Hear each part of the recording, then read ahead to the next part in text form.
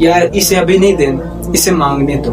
जी मैं इसका सब्र भी चेक करूंगा और इसका लहजा भी मुझे पसंद आ रहा है। कि अल्लाह ताला ना जब बंदा दुआ करता है अल्लाह से कि अल्लाह ताला मुझे फलां चीज दे दे, या फलां मुश्किल को दूर कर दे, या फलां जो है मुझे फलां जगह पे कामयाब होना है तो मुझे वहां पर लाजमन कामयाब कर दे, उसने दुआ की है, अब मोमिन की वो दुआ कबूल नहीं हुई, वो समझ रहा है कि यार मेरी दुआ कबूल नहीं हुई, उसके दिल में शक जा रहे हैं, पता नहीं अल्लाह मेरे से नाराज है या क्या, मेरी दुआ सुनी नहीं की। हत्ता कि अल्लाह ताला तो फरमाते हैं ना, वइज़ा सालक इबादी अन्नी फइन्नी करीब, कि मैं तो इन लोगों को बता दूं इनकी शारक से भी ज्यादा करीब। सब्र में कामयाबी है। अगर हम कोई भी ऐसा काम करते हैं जिसमें फिलहाल हमें कामयाबी नहीं मिल रही, तो उसमें सब्र करें, अल्लाह पाक से मांगे, कामयाबी इंशाल्लाह जरूर मिलेगी। जी अभी आप देखें कि आपने जिस तरह एक वाकया सुनाया हजूर पाक सल्लल्लाहु अलैहि वसल्लम की हयात मुबारक का, तो उनका आपने देखा कैसे फिर मुसलमानों की तादाद बढ़ी।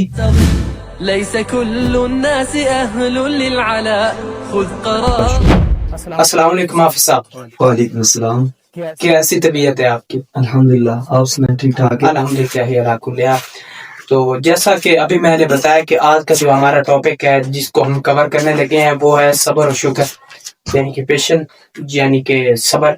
आप इस बारे में शुरुआत करें और सबसे पहले आप इस बात पे थोड़ी सी रोशनी डालें कि सब्र है क्या, सब्र के लुग़वी मानी क्या है, इस बात पे आप रोशनी डालें। यानी कि सब्र, जो इंसान एक चीज समझता है सब्र का, उसका असल माना क्या है, जो इंसान समझता है भाई ये सब्र है, वो उसका असल माना क्या है, इस पे आप तो इसे रोशनी डालें। बिस्मिल्लाहिर्रहमानिर्रहीम, नहमदुहु व नसल्ली अला रसूलिहिल करीम, अम्मा बाद, फ़अऊज़ु बिल्लाहि मिनश शैतानिर रजीम, बिस्मिल्लाहिर्रहमानिर्रहीम। जी प्यारे भाई, अल्लाह ताला कुरान पाक के अंदर ना इस सब्र को जो है तफसील के साथ बताते हैं कि सब्र असल में है क्या चीज।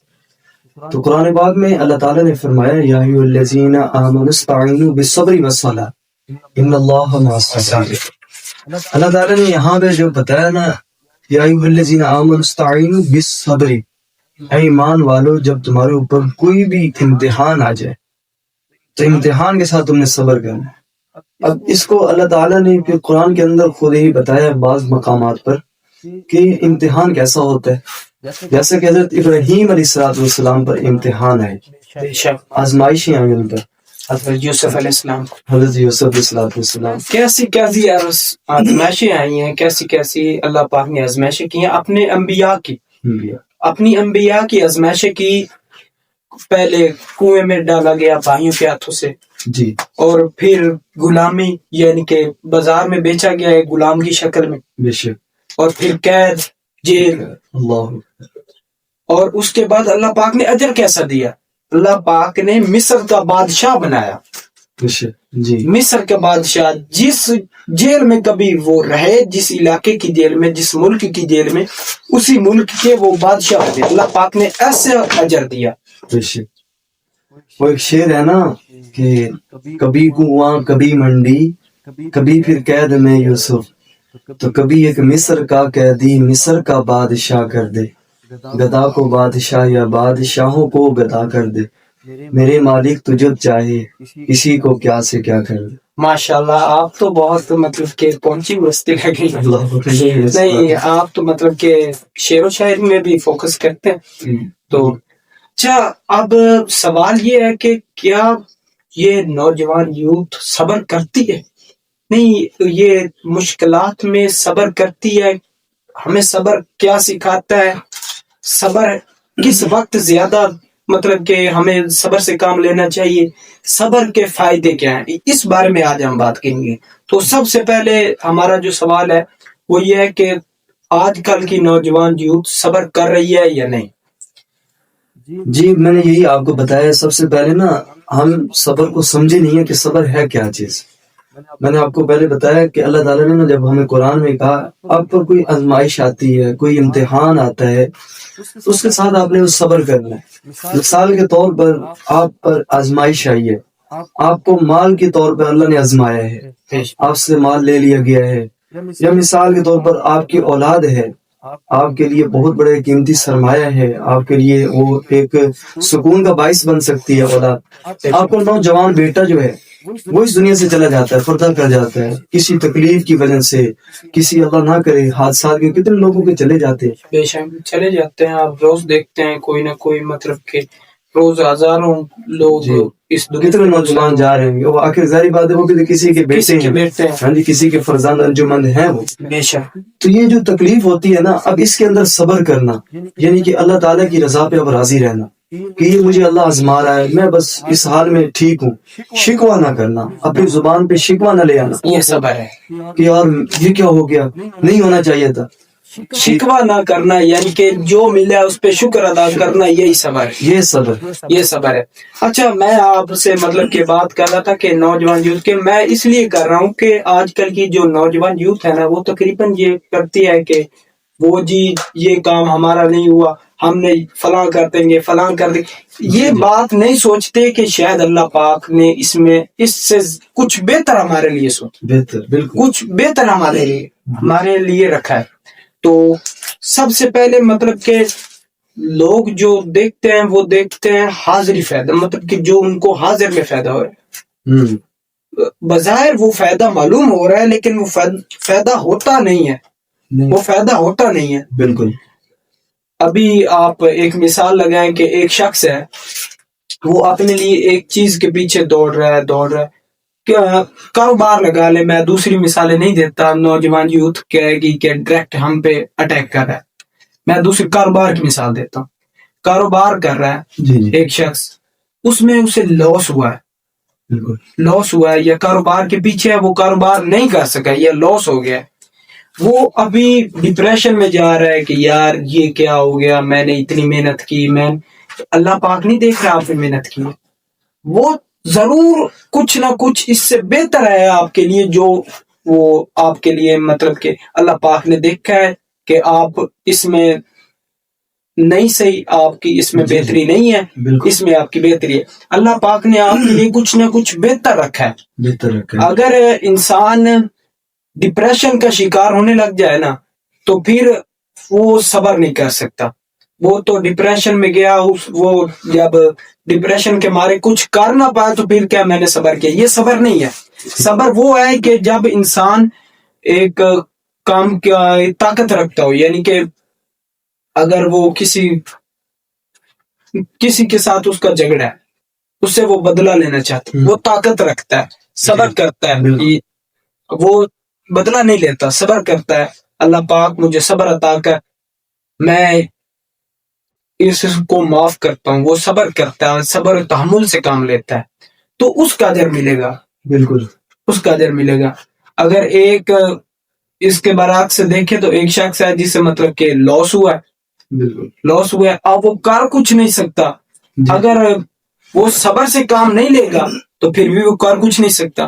اگر وہ یہ دیکھے یا اللہ پاک تو نے جو بھی کیا ہے میری بہتری کے لیے کیا ہے، شکر ادا کرے، صبر کرے، تو اس میں اس کی بہتری ہے۔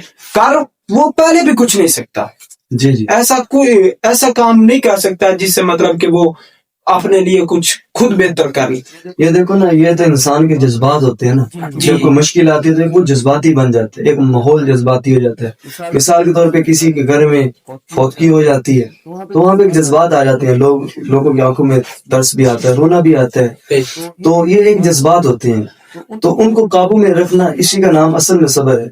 اب ہمیں جو ہے سب سے زیادہ ہمارے نبی حضرت محمد صلی اللہ علیہ وسلم، دیکھیں نا، ہمارے وہ رول ماڈل ہیں، ہم نے ان کو فالو کیا ہے، ان کی سنت پہ چلنا ہے، ان کے بتائے ہوئے طریقوں پر ہم نے زندگی گزارنی ہے، بالکل ویسا کرنا ہے جس طرح انہوں نے کہا ہے ہم کو۔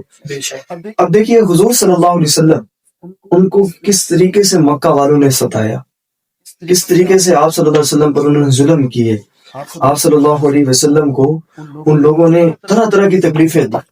آپ حکایات میں پڑھیں، قرآن میں پڑھیں، اس میں اللہ تعالیٰ بتا رہے ہیں اے نبی جی آپ یہاں پہ یہ کر لیں، ان کو یہ کہہ دیں، حتیٰ کہ وہ کافر لوگ تھے، لیکن نبی کریم صلی اللہ علیہ وسلم نے صبر سے کام لیا، استقامت سے کام لیا، اور ہمارے لیے ہمیں یہ سبق دیا کہ صبر و استقامت کا دامن مت چھوڑنا۔ اب دیکھیے جس طرح آپ صلی اللہ علیہ وسلم طائف کے اندر گئے، وہاں پر پیغام لے گئے کہ یار یہ دیکھو نا میں آپ کے پاس نبی بن کے آیا ہوں، امام الانبیاء ہوں، امام الانبیاء یعنی کہ نبیوں کا سردار ہوں، اللہ نے مجھے خاتم النبیین بنایا، آخری نبی میں ہوں، آخری نبی، تو میں یہ کلمہ لے کر آیا ہوں، اللہ اور اس کا رسول ہوں، تو آپ یہ کلمہ پڑھ لیجئے کامیاب ہو جائیں گے۔ ان لوگوں نے کہا آپ نبی ہیں، اللہ نے آپ کو بنایا، یعنی کہ انہوں نے اٹیک پہلے کیا اٹیک آپ کی عزت پہ، کہ آپ کو گویا کہ حقیر سمجھا، نعوذ باللہ، کہ اللہ کا نبی آپ کو ہی نبی بنانا تھا۔ پھر لکھا گیا کتابوں کے اندر کہ آپ کو نا انہوں نے پھر وہاں سے جو ان کے بڑے بڑے سردار تھے ابو جہل تک ان لوگوں نے پتھر اٹھا کے پتھر مارے، اللہ تعالیٰ کے نبی کو انہوں نے زخمی کیا۔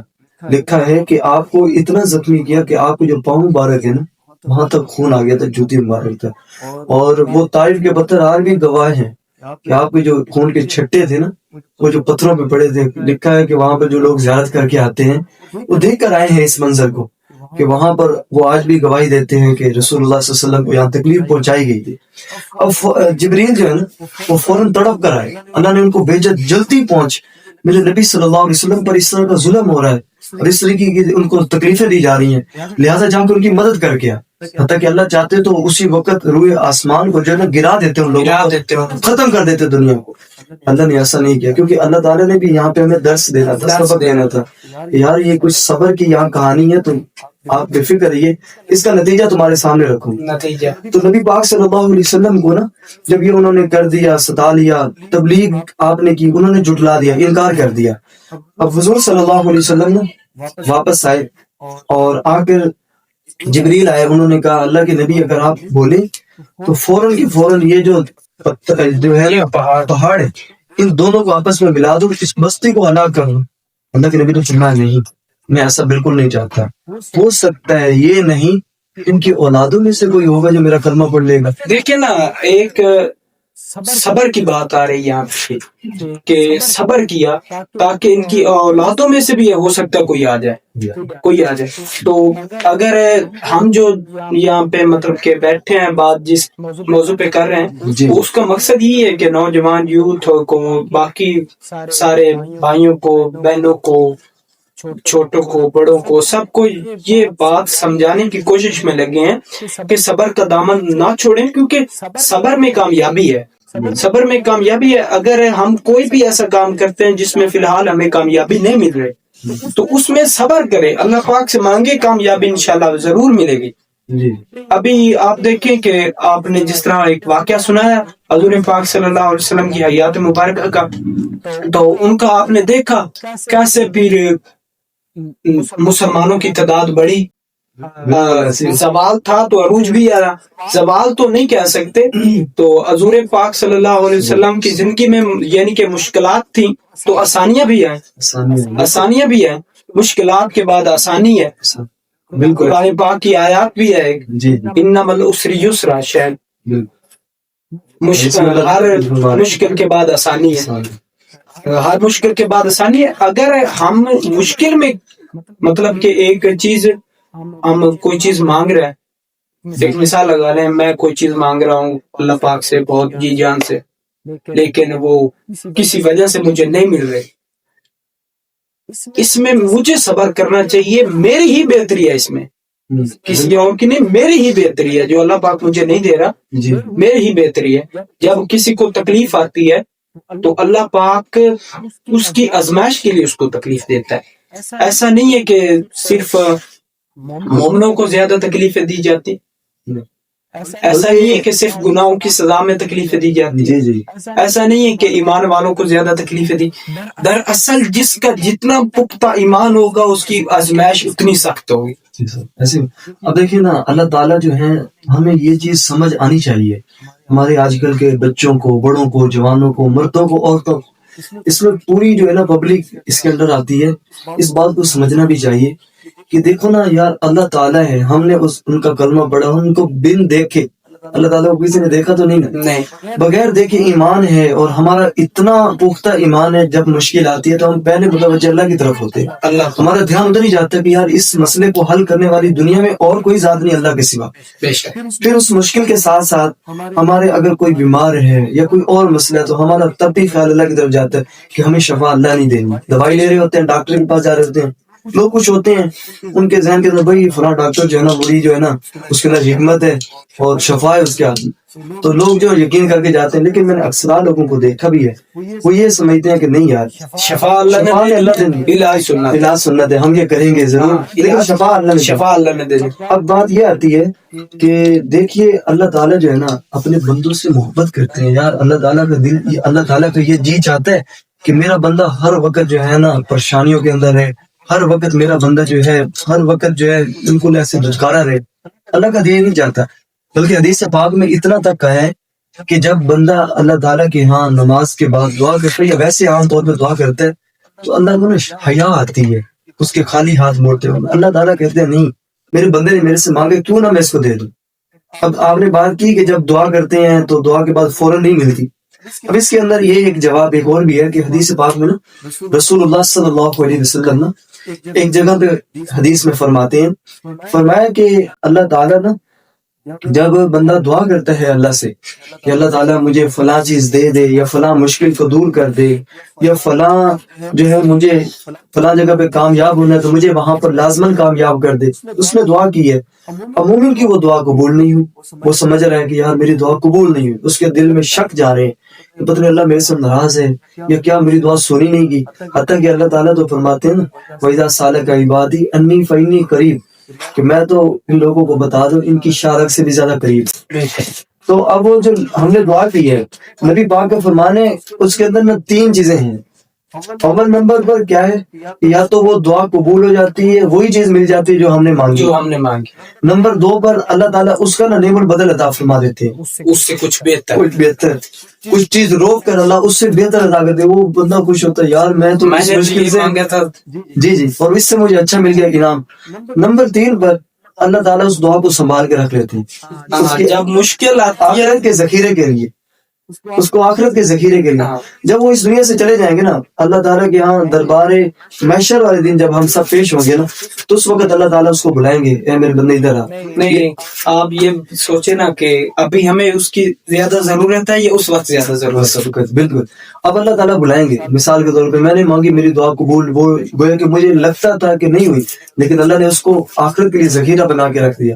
اللہ میرے سے پوچھیں گے, یا حدیث پاک میں جس طرح ہے کہ اس بندے سے پوچھیں گے کیا میرے بندے یہ بتا تو نے میرے سے دعا کی تھی, وہ کہے گا اللہ میں نے کی تھی دعا. اللہ تعالیٰ کہیں گے اچھا میرے بندے کیا تیری دعا کو میں نے قبول بھی کیا تھا, کیا اللہ تعالیٰ جی کیا تھا. اللہ کہیں گے پھر سوچ جی اللہ تعالیٰ آپ نے دعا کو قبول بھی کیا. اچھا اب وہ نا اللہ تعالیٰ اس کو دکھائیں گے میرے بندے تو نے فلاں موقع پہ یہ دعا کی, فلاں موقع پہ یہ دعا کی, فلاں موقع پہ تو مجھ سے یوں مانگتا رہا تو یہ ملا تھا ویسا, بس اللہ تعالیٰ جو ملا تھا بس ٹھیک ہے اسی پہ شکر. تو اللہ تعالیٰ کہیں گے اے میرے بندے اچھا وہ فرشتوں کو حکم ہوگا اس کی نا نیکیوں سے پردہ اٹھا دو. نیکیوں سے پردہ اٹھے گا تو اتنی نیکیاں ہوں گی کہ یہ جو پہاڑ ہے نا یہ وہاں پہ وزنی جو ہے نا کم پڑ جائیں گی, اتنی وزنی اس کی نیکیاں. تو وہ بندہ خوش ہو جائے گا یار اتنی میری نیکی میں نے تو نہیں کی تھی. تو اب اللہ تعالیٰ اس کو بتائیں گے میرے بندے یہ تیری ان دعاؤں کو ہم نے ذخیرہ کر کے رکھا ہوا تھا, اب تیرے سامنے اس کو کھول دیا ہے, اب بتا کیا چاہتا ہے. تو وہ نہ تمنا کرے گا کاش کہ میری دنیا میں ایک دعا تو بولنا. اچھا ابھی آپ دیکھیں نا کہ کچھ لوگ ہوتے ہیں وہ کہتے ہیں کہ یار ہم تو نماز بھی پڑھتے ہیں, قرآن پاک کی تلاوت بھی کرتے ہیں, کسی کو کچھ کہتے بھی نہیں ہیں, پھر بھی ہماری دعا قبول نہیں ہوتی, اس کی کیا وجہ ہے؟ تو ایک شخص نے مجھے ایک بات بتائی, مثال دی, یا غالباً اسی نے کہیں سے مطلب کہ پڑھا تھا یا نہیں پڑھا, پر اس نے مجھے ایک مثال کی طرح سمجھائی بات کہ میرا دوست ایک شخص ہے جو مطلب کہ نیک نہیں ہے, بد نیک ہے, وہ مطلب کہ اللہ پاک کے زیادہ قریب نہیں ہے. وہ دعا مانگتا ہے اسے فوراً مل جاتا ہے. اور جو نیک پرہیزگار ہے اللہ پاک کے بہت قریب ہے, میٹھے لہجے استعمال کرتا ہے اللہ پاک سے مانگنے کے لیے, تو وہ اللہ پاک سے مطلب کہ مانگ رہا ہے کوئی چیز, اسے مل نہیں رہی. تو اس نے بتایا کہ اس کی وجہ کیا ہے. اس کی وجہ یہ ہے کہ اللہ پاک اس جو مطلب کہ اللہ پاک کو پسند نہیں ہے نا شخص، اس کو دے دیتا ہے تاکہ وہ شخص اللہ پاک کو پسند نہیں ہے. جب وہ اللہ تعالیٰ کے سامنے مانگتا ہے تو وہ کہتا ہے کیا مانگتا ہے، فرشتوں سے کہتا ہے یہ کیا مانگتا ہے، اسے دو کر فارغ کرو. اور جو شخص مطلب کہ اللہ پاک کے قریب ہے، اللہ پاک کو پسند ہے، وہ اللہ پاک فرشتوں سے فرماتا ہے یار اسے ابھی نہیں دینا، اسے مانگنے دو، میں اس کا صبر بھی چیک کروں گا اور اس کا لہجہ بھی مجھے پسند آ رہا ہے.